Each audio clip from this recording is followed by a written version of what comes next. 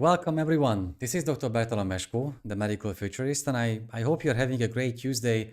So good morning, afternoon, or evening to you, depending on where you are on the globe, because we have followers from all countries across the whole world. So thank you so much for being with me today. We have quite a topic to cover, the investment trends in digital health, and the reason why we are here is actually this. We just updated our Invest in Digital Health ebook, the Medical Futurist Guide, which is available on leanpub.com.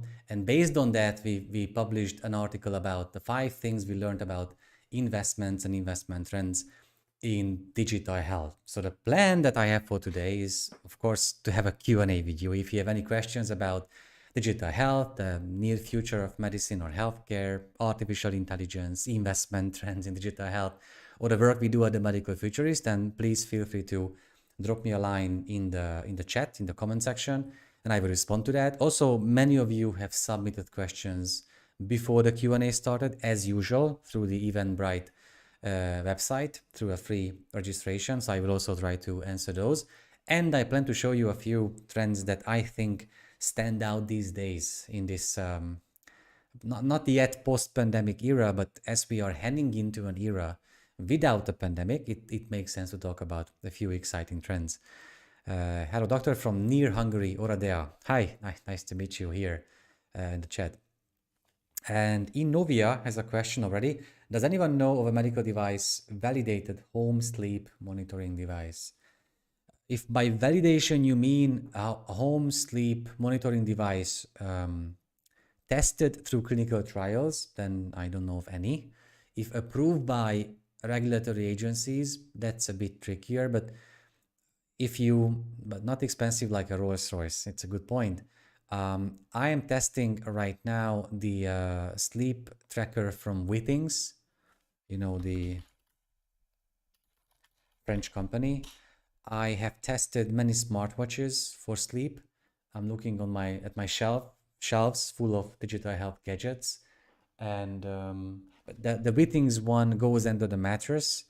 There are some good smartwatches that do sleep tracking. I think what you should look for is a smart sleep alarm. This is the holy grail of health tracking. If the device includes a smart sleep alarm, that device must be on the right track. So thank you for the question and thank you for being here. If anyone else is here, just please say hi, where you are coming from. I would love to see who you are and where you are coming from. And then we can jump right into pinpointing some digital health trends as well as answering the questions. I want to monitorize apnea, but for sleep apnea, that's a tricky thing. I'm sure that the Withings sleep tracker does that. Also, you need a device that can measure heart rate and blood oxygen saturation to be able to do that. And I think there is a company in China called Viatom. I just added it into the chat that has an oxygen saturation device that just goes on your finger that does something like that through the application. You might want to check those out. Jose Quintini, thank you for being here. It's good to see you again on the chat. Hunaid Mian, hello from Princeton, New Jersey. Hello from Prague, Beata Vereshova. Welcome everyone. We will jump right into the topic very soon, but I want to see who you are and where you're coming from. Good day from New York. Hi, Robin Lombardo. Nice to see you here. Of course, Inovia, that's why I'm here. Just feel free to ask any questions and I do my best to answer them. Hello from Vancouver Island. Lauren Friesen. Hello from tuning in from Jamaica, James Beard. Hi from Berlin, Marcus Paul. Hey guys, hello everyone. It's great to see you, so many of you right here. I hope that you have seen already the investment ebook article we came up. I just shared this in the chat here. And hello from Hyderabad. Hello Aaron Villian.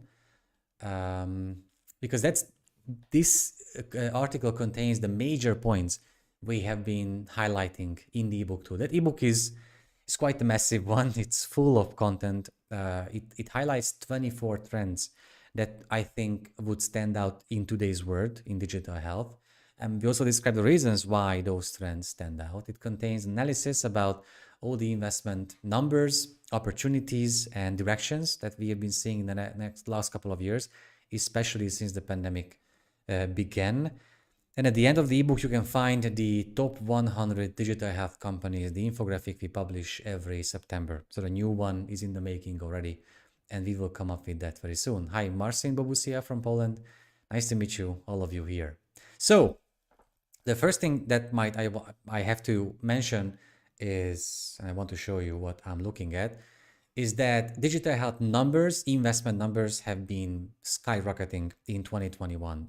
Of course, mainly due to the pandemic's impact on how we, patients and medical professionals, started adopting advanced technologies, including telemedical platforms, health sensors, and such. And I'm not saying that we can see the same progress in 2022. As you can see, we had a section title saying that the interest doesn't seem to disappear. 2022 has its challenges.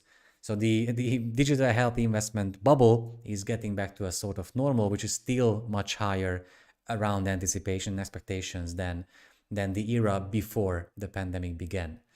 We also think that digital health has matured enough by now. By this, I mean that there are simply enough clinical trials and peer-reviewed medical studies backing the claims of many companies that develop digital health technologies to the markets. I'm not saying all, and not all fields, but if you look at companies like Cardia/AliveCore, you find out that they have more than 60 studies where their technology was used or mentioned. And that's a good sign that these companies embrace the idea of evidence-based medicine, that medical professionals can only use these products if there is enough evidence behind them and regulatory approvals are available.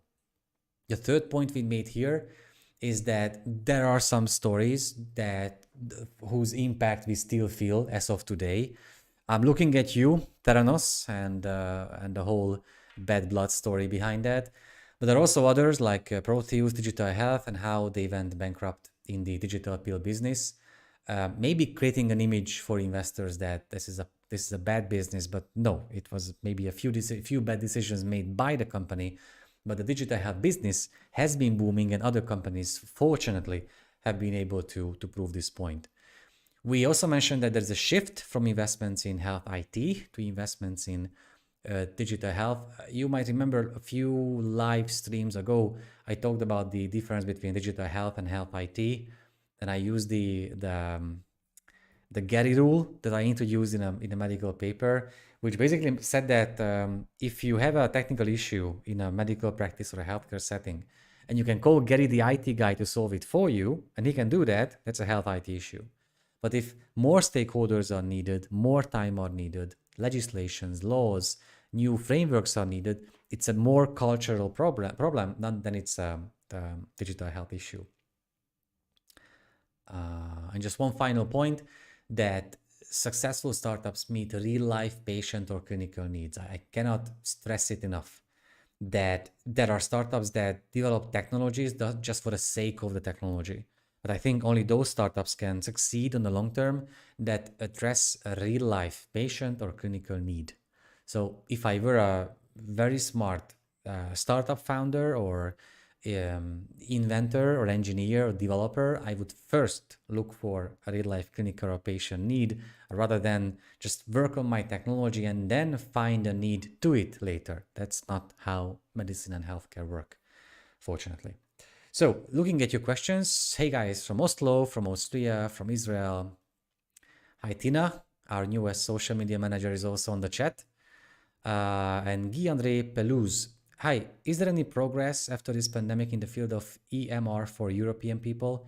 I mean, core of data completely transferable from one country to another. I see you like talking about science fiction because that sentence sounds like science fiction.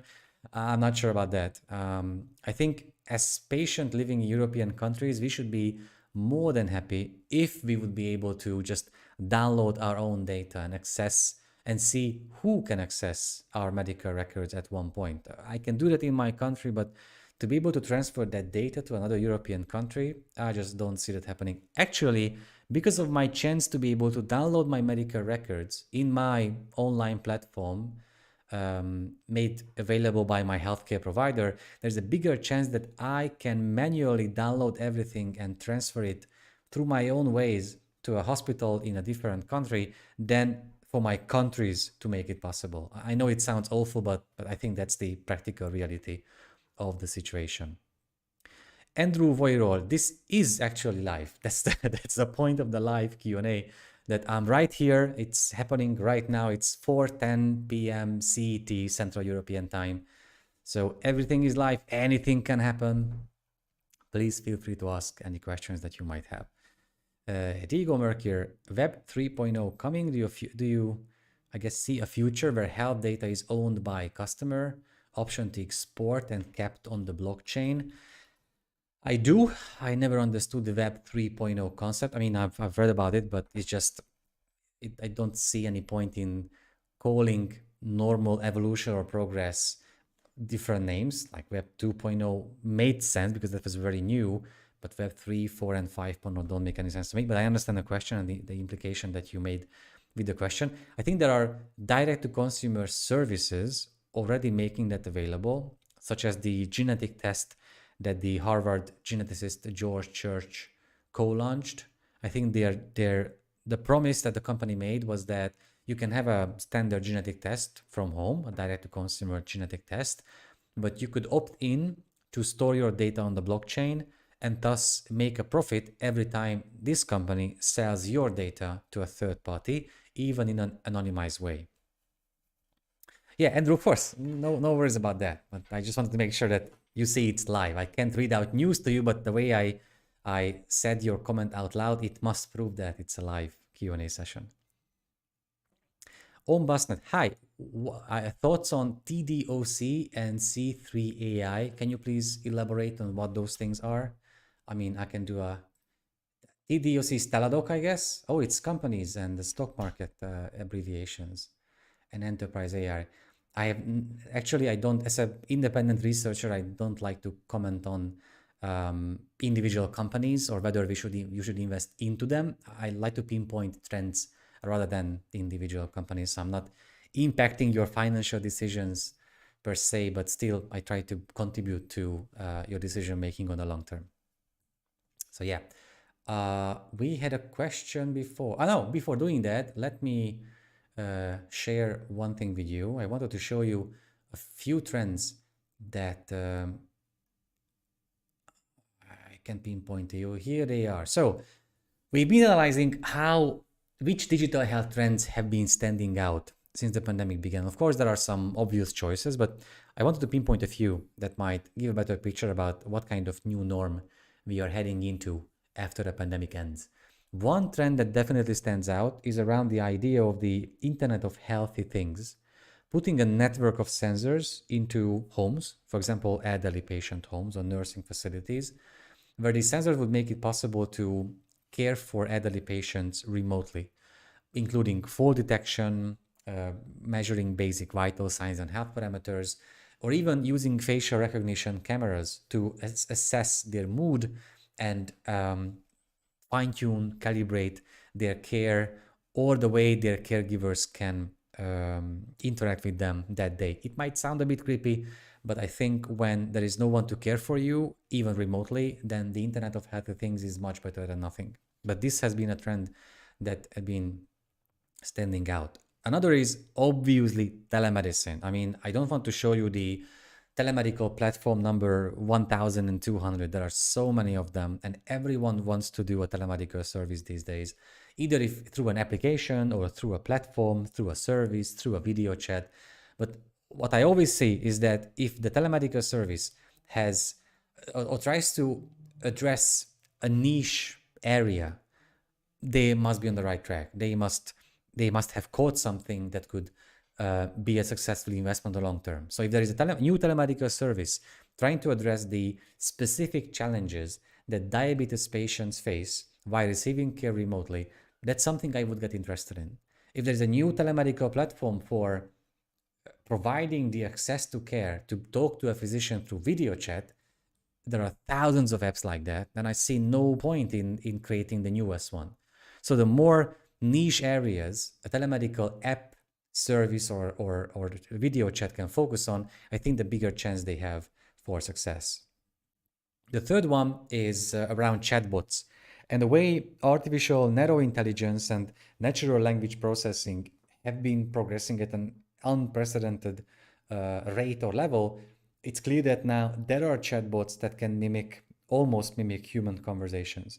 I'm talking about chatbots that could have a sort of conversation with patients while patients are waiting for being able to meet a healthcare professional in person. And in the meantime, the chatbot would serve like a sort of way of providing empathy and a real life feeling of a conversation, even though the patient would know that that's not a real person that they are talking to. But again, it's better than nothing. And I've been saying this out many times that it has been a luxury so far to be able to talk to a physician with even minor health issues, as the gap between the number of healthcare professionals we can train and the number of patients who require medical help will keep on growing. I think we need chatbot-based services to make it happen, to be able to provide care to patients. Ooh, there have been some questions. Sucheshna Patil, any thoughts on areas undiscovered in musculoskeletal injuries? I think I saw your question. No, I thought that you submitted this question already. Not really. It's such a specific area that I haven't seen digital health based applications being proven through peer-reviewed studies. Maybe a few rehabilitation programs in news announcements and press releases, but not through peer-reviewed studies. Andrew Voirol, do you think, now that you know it's live, you can ask questions. Do you think politics will be a barrier to democratization of patient data by pharma, EHR, EMR?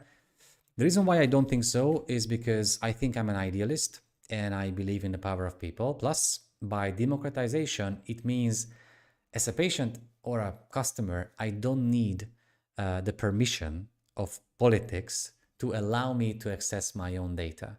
Because through digital health technologies, I can do that without their permission. The whole patient empowerment movement is around the idea that patients don't need the permission from medical professionals to get engaged in their care. They are very much persuaded plus motivated to take part in that. So of course they will do that because now they have technological means to contribute to that. Ooh, Angela Di Marco, that's quite a specific question to ask. I'm not sure if you have missed it. Can you tell me what the challenges of opportunities, I guess, or opportunities for surgical education over the next decade will? We had a live Q&A dedicated to medical education and the future of medical specialties. If you could do a search on the YouTube channel for past live streams, you can find that, and we address many things in that stream. But in these streams, I try to address on the topics that we are dedicated to, and this time it's investment trends in digital health. Aaron William, it's a good point that if it was undiscovered, how would anyone know? AI would know that. Hunaid Mian, can you share how you envision digital health as a part of the existing healthcare system in as much detail as possible? I love the question. Okay, I love questions that challenge me to come up with new thoughts. Okay, I try to envision a scenario here. Okay, in 3, 4, 5 years, in a country that has a very mature digital health strategy, a patient has health issue. The health issue would become discovered through an application that the patient would be able to use that was prescribed for them, because that country allows digital prescriptions. So the patient has been using the smartphone app. The app has a warning sign. It sends it to the patient, but it also alerts medical professionals in the system that the patient might need an in-person appointment. And it can assign a level of priority to that meeting. And then again, a digital health-based service would help schedule an appointment with the medical professional. The patient might go there through a shared economy transportation service that could be reimbursed by its healthcare provider. And when they are there, they are able to bring data from their health or disease management from home in a way that can be deployed in the electronic medical records, which we will have even 15 years from now.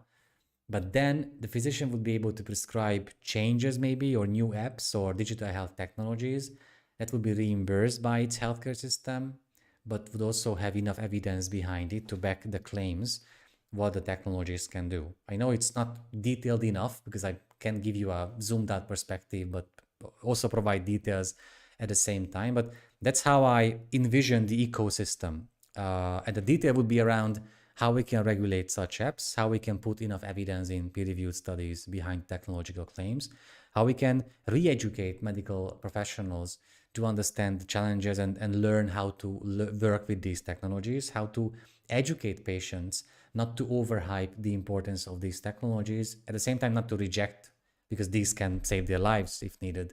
So we have to do all of these at the same time while changing the ecosystem. That's why digital health is such a massive paradigm shift, but it will still take place. It just requires a bit of additional work.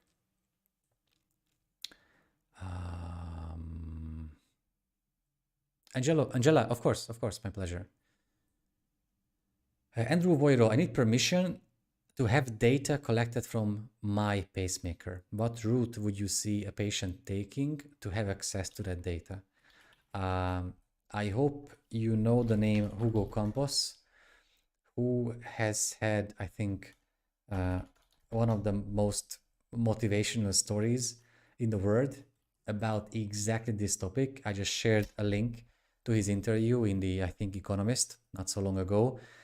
In this case, he wanted to make sure that his pacemaker works in the right way, but he couldn't get access to the data from the provider of the pacemaker for business secret reasons. And even he went to do a course on programming pacemakers, literally. He was the only patient, of course, doing that.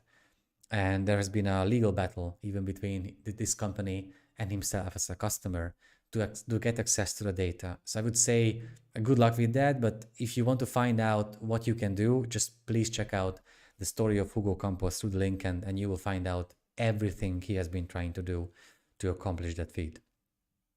Tina Payer, thank you for the question.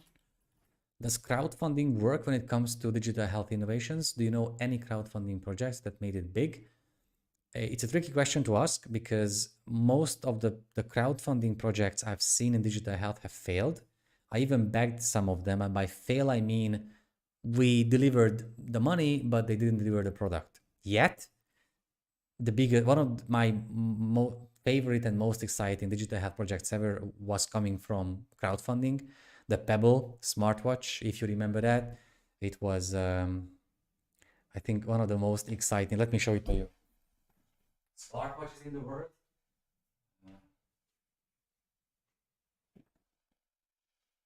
Here it is. This was the best smartwatch I have ever used. It was crowdfunded, the first one. This is, I think, the second level in the evolution of the Pebble smartwatches, and then Fitbit acquired them and it vanished forever. Maybe you can see the technology in Fitbit devices today, but who can tell that? This was the first smartwatch to provide a smart sleep alarm, the holy grail of sleep tracking. So yeah, the Pebble was a successful crowdfunding project, but I haven't seen many since then. Thank you for the question. Oh, Andrew, okay, it's good that you know that the story. I'm sorry about that. It's a shame, absolutely. And it's not just about pacemakers, it's about any medical technology that the medical industry thinks it can only be accessible within the ivory tower of medicine. And that's the paradigm shift of digital health is all about, that technologies that provide data to both patients and their medical professionals. That's why people like me, we push decision makers, policymakers, healthcare organizations into this direction.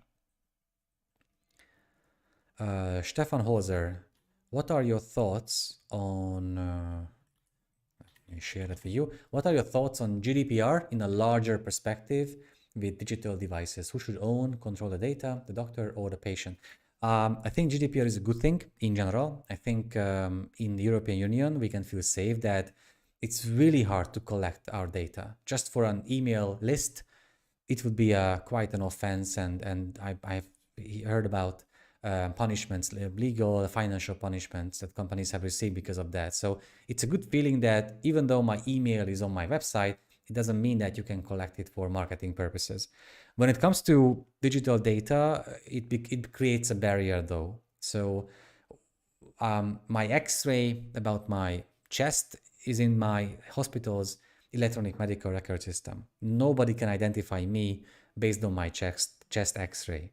And I know that AI developers need as much data as possible to be able to develop those AI-based medical technologies. I would be happy to give access to them, to my medical records in that way, because I know there is no digital health or AI revolution without my precious data. So I'm fine with losing some of my privacy in exchange for a chance for a longer and healthier life.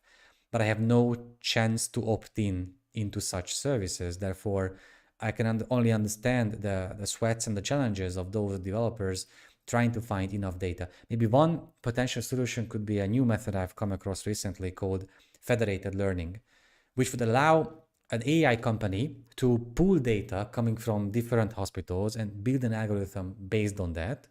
But the actual data wouldn't leave the hospital's IT infrastructure. So they can leverage the power in the data in one centralized system, but the data itself remains to be in the hospital's IT infrastructure, thus keeping it intact as much as the hospital's cybersecurity can make it happen. Beata Vörösova, do small startups with a specific tool, for example, image recognition of X-ray or other scans, in the world where tech giants are already competing?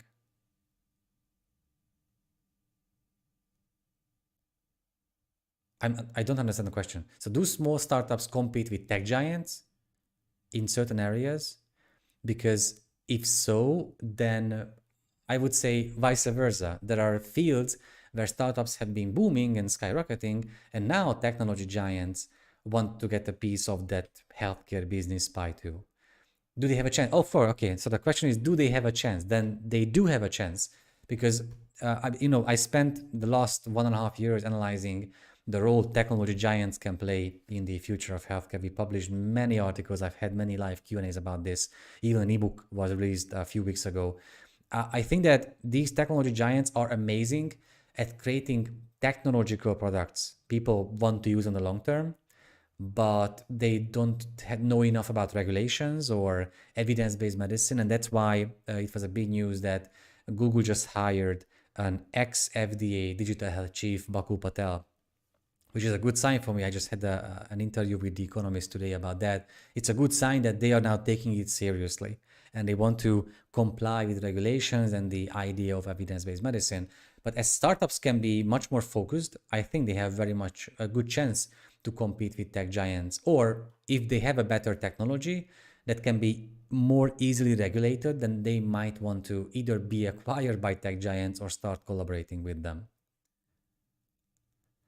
Nile Wellness Center has a question and a very strange name. What are your thoughts on digital health approaches such as Omada Health in terms of DH investment opportunities in the next 3 years? There are two exciting areas for me in digital health that stand out. One is what Omada Health represents with the employee wellness programs. And it was a good idea even before the pandemic, but because of the pandemic, because of remote work and that the fact that many company leaders around the world started acknowledging how important it is to keep their workforce healthy and safe, and now maybe they want to put efforts and resources into that, it makes sense to employ programs that work already. And Omada Health has been proven many times as an employee wellness program. The other thing for me is digital health insurance.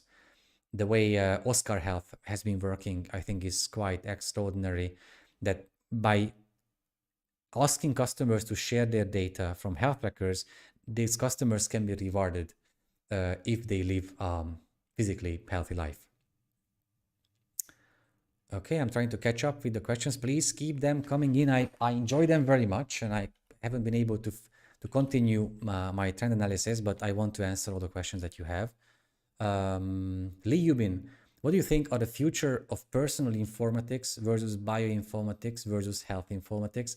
Which would you recommend? I'm not sure if I should major CH or biomedical engineering for PhD. So it's the question is more like a career choice. I'm not sure if I'm the right person to ask that. All the three sound interesting to me. Well, but I gave a talk at a university locally in Budapest, Hungary, to biomedical engineers, and I told them that the future belongs to you. So I would definitely go for biomedical engineering. if I go to MDPhD, would it be too late to dive into the health industry after 8, 9 years? That's not about that. If you want to focus on the technological aspects, then you don't need an MD-PhD for that. If you want to understand the clinical perspectives, but less understand the technological ones, then it makes sense to start with an MD-PhD like I did. It's about personal maybe preferences, not about whether this one or good and the other career choice is bad. It doesn't work that way, fortunately. Aaron Villian. What do you think about investing in companies that produce products, softwares used in bioinformatics virtual screening? Does that come under investing in digital health? Absolutely. We have even a trend for that in the ebook. It very much makes sense because there are many products, I mean technological ones, but the algorithm part is the part that could be improved the most. And virtual screening and virtual wards, one of the most recent key terms in digital health, have been skyrocketing. And virtual wards are now being deployed worldwide, especially in the United Kingdom. That's where I saw the first example. And virtual screenings need products that are not on the market yet. So it very much makes sense. Andrew Voiro, what a specific question to ask. What do you see the best investment for our intellectual equity within future medical trends? I have no idea, Andrew. If I can tell you any investment at all about intellectual equity. If you can elaborate a bit on that, it would help me a lot. Marcin Babusia, can new technologies motivate people to take their pills regularly? And if they do, how can we use this data? We can use AI. Well, there is a range of opportunities here. There have been pill dispensers for years, but those haven't been quite successful. I think it's very important that patients prefer to use technologies they already own. So if they have to get a new one, it's always a technological barrier. And if they have to buy a pill dispenser gadget and learn to use it, that's a technological issue. But if they can use their smartphones that they have already and just download an app, that works like a smart pill reminder. I see opportunities in that. It's not sexy enough, I understand that. And the data is hard to be used. I'm sure some pharma companies would love to get some compliance data on it. But all these different vendors for the smart pill dispensers, I'm not sure if they are sharing their data to be pulled.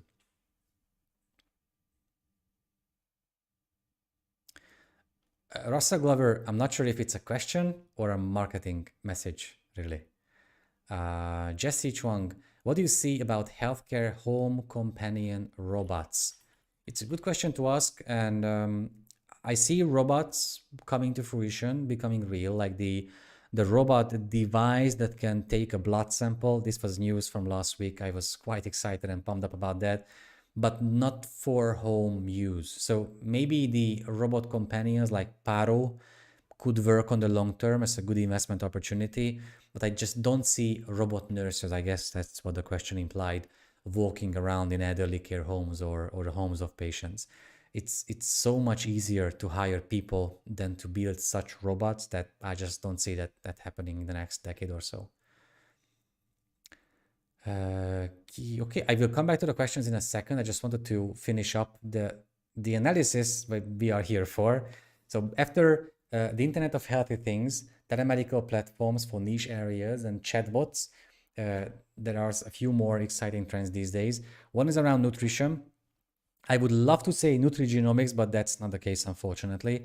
But nutrition has been standing out in the way that people have been turning to a smartphone app or a platform to get some senses about how to do it exactly. I mean, imagine that we eat every day, and yet I think 99% of us have no idea what we should eat exactly, how we should eat it, and when we should eat it.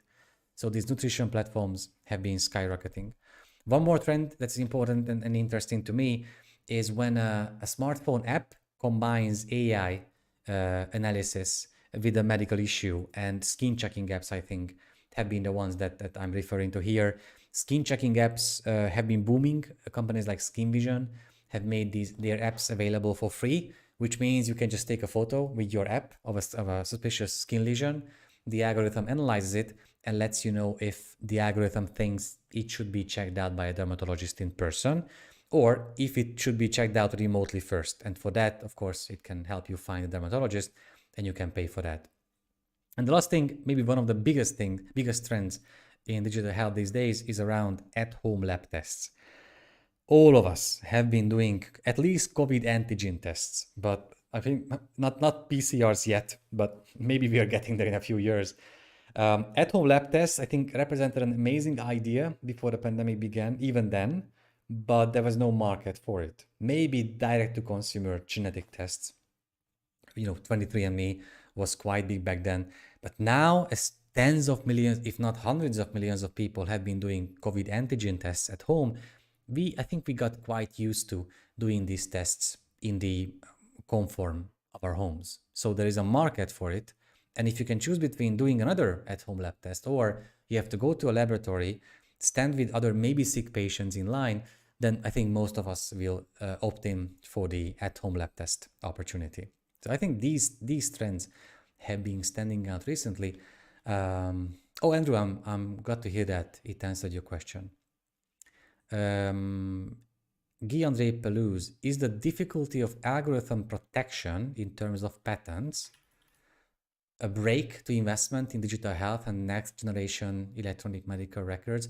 I'm not sure about that. At the Medical Futurist, we were the first ones to make a database of all the FDA approved AI-based medical technologies, and it was quite clear who owned the patent around those. This is the study that I'm talking about, which is I will share the link in the chat in a second. It's an open access study as usual. We always publish in open access at the Medical Futurist Institute, and the patent rights were quite simple to track down. And actually now we are working on a follow-up study where we will focus on patents.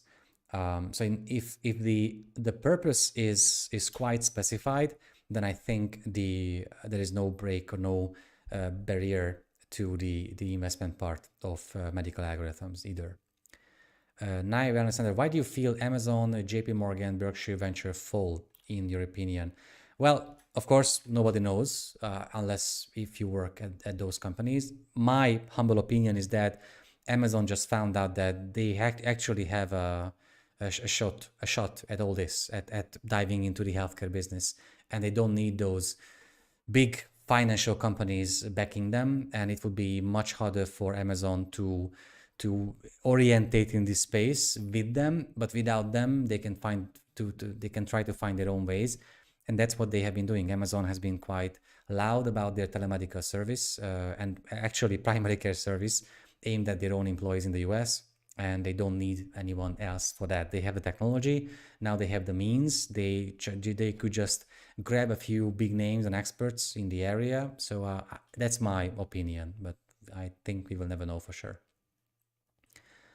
Run for us run, I'm sorry, but I cannot give you career advice, especially in a live Q&A that's about investment trends in digital health. Goda, I'm sorry, I have a strange Hungarian name, but your name I have to try. Goda Miko Chionite. I tried my best. So the question is, what do you think, which category, for example, fitness, nutrition, could receive the most investments in the upcoming year?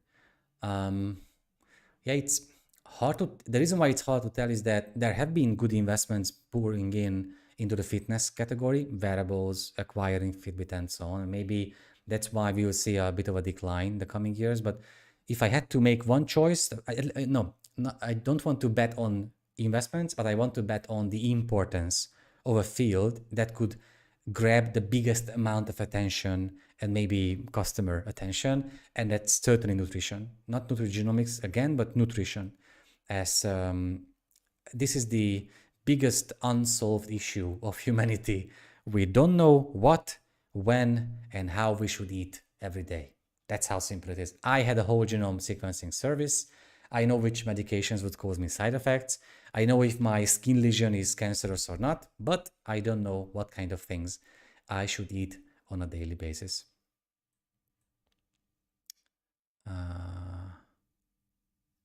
Okay, Andrew, I get it now. But based on that, I'm afraid I still cannot answer the question. Ombasnet, hello sir, what are your thoughts on CRISPR technology, the genome editing technology that we have been quite massively writing about? on our site, and I think I can share with you a link where we just shared some good findings from recent years. All right.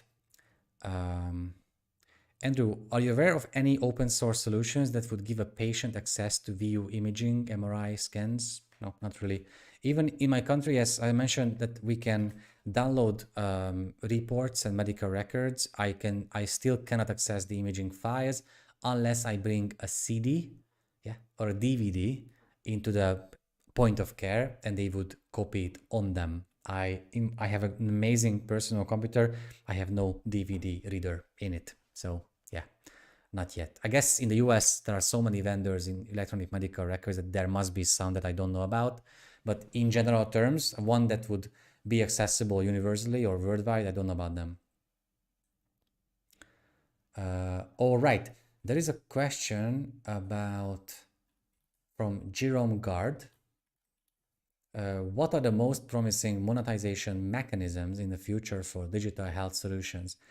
I would opt in for three. One would be two would be the ones I mentioned already. One about employee wellness programs, one about digital health insurance, and the third is about my favorite example of all monetization solutions, the jackpot digital health package. Packing together a medication on the market with a digital health service, technology, or device. I think that's the jackpot package because that package leads to higher levels of compliance, which is simply better for everyone in the system, including patients, their medical professionals, even healthcare providers. It's cost effective on the long term. So I would go for these monetization solutions. All right. James Peart had a question, but what are the current trends in digital innovation or the likely pathway for the dental industry? I'm so glad that you asked this because I just gave a keynote at one of the biggest dentistry events recently, and I can share the article with you that we published after my keynote. There. Next one. Alejandro Vanegas asked the question, what are the major digital health technology categories pharma and diagnostic companies are investing in today and in the near future? It feels like I don't want to answer your questions, but I do. But why would I talk about a topic for 1 minute while I'm answering one question when I can share with you the article we have written about this, the 10 digital health trends in the pharma industry. I just included that in the chat. So you can read about all the things that I added there. All right. We're getting to the end of the live stream. And actually, I forgot to mention you one thing. Maybe you being here with me, you know who I am or what the Medical Futurist does. But for those who do not know these things, at the Medical Futurist, I have a team of 14 dedicated experts, and we are trying to provide context around digital health technologies, the near future of medicine and healthcare, the progress of artificial intelligence. In essence, we are trying to help governments, policymakers, healthcare leaders, business leaders, investors, patient groups, medical associations better understand where digital health has been heading. And that's why we are quite active on every social media channel, YouTube, Twitter, LinkedIn, Facebook, and Instagram. We analyze news. I analyze news personally every single day for you. We have a Patreon channel where we provide a different kind of content, exclusive content just for our patrons on patreon.com/the Medical Futurist. Let me share that with you in case you want to join that quite exclusive community. Plus, we have a course that we just launched this March, a course I'm extremely proud about, the Digital Health course, in which we cover everything that can be known about digital health today. Plus, we also describe skills and approaches and methods for you to be able to forecast the next trends yourself. Andrew has a question. What tools available now would best help a patient communicate what ails them to MD efficiently, such as AR anatomy app, because we only have 10-20 minutes to discuss health concerns. I think it's not the tools that matter. I would be happy if there were no technologies available during these meetings, but patients and physicians could openly discuss the questions patients come up with, even about technology. So I would be happy if physicians didn't act like the key holders to the ivory tower of medicine, but guides for their patients in the jungle of information. For that, you don't need technologies or tools. You need an open-minded communication between them that would further improve their relationship, building on trust, empathy, and compassion. If a smartphone app, an evidence-based smartphone app, a digital health sensor, a smartwatch with health functions can help in the process, then fine. But primarily, that's why digital health is a cultural transformation. We should focus on the relationship component of that change. And now, getting to the end of the live stream, I wanted to share with you the ebook we came up with, the Invest in Digital Health, the Medical Futurist Guide, and leanpub.com has a 45-day money-back guarantee. In case you have doubts, just check out the ebook and then you can get your money back if you're not satisfied with what we wrote in the ebook. I'm quite confident that you will be, because we have been working on that for so long and for so much. And for those who have been here in the live Q&A session, there's one more question, two more questions from Matthew Codilinier. What are the most promising, sustainable, cost-effective digital health solutions to improve healthcare in low and middle income countries?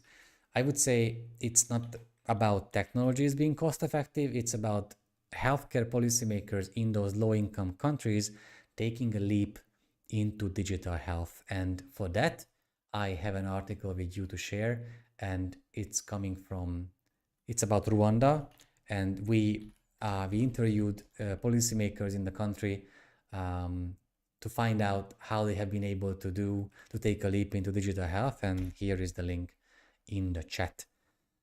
Andrew, yes, actually I am and we are quite active on Facebook, Twitter, LinkedIn, YouTube, and Instagram. So if you have a question or a comment on any of these, someone from our team or myself will check out the comment and we'll try to answer with our best knowledge. Gigante Pelouse, is there a trend toward a digital health world where any device or interventional tool must have reliable reporting system for every use? If not for every use, I think that's the requirement for FDA approvals, at least in the US, that those devices must have a clear way and method of sharing the data from them with patients and medical professionals or the regulators if they need it. But the question is very specific for every use. I think it's an idealistic way of looking at further future technologies. Just look at adaptive AI-based medical algorithms. Those algorithms will change with every decision those make. Thus, how can you make sure that the one algorithm that you approved would be the same the next day? It would change. Thus, I'm not sure if it's possible at all to regulate technologies to that extent. So guys, thank you so much for being with me here today. I'm really grateful to you for asking so many amazing, thoughtful questions. I try to answer most of them with the best of my knowledge. If I couldn't, that's why we have a live Q&A every month. Plus, as I mentioned before, the Medical Futurist is quite active on Facebook, LinkedIn, Twitter, Instagram, and YouTube. And you can, of course, expect us to come up with new articles on medicalfuturist.com, new videos on our YouTube channel, and a lot of analysis about news on all our channels. If you want to support what we do, you can buy the ebook I just shared with you. You can become a patron, so you would get exclusive content on patreon.com/themedicalfuturist, or even more importantly, you can join the digital health course, the biggest project we've ever done. And I think the product I'm far the most proud of working at the Medical Futurist, the digital health course that covers everything that's important to be known in digital health and about its near future. So yeah, guys, thank you so much for being here, for asking these questions. I hope to see you in the next live Q&A session. And until then, I hope you have an amazing day. Bye.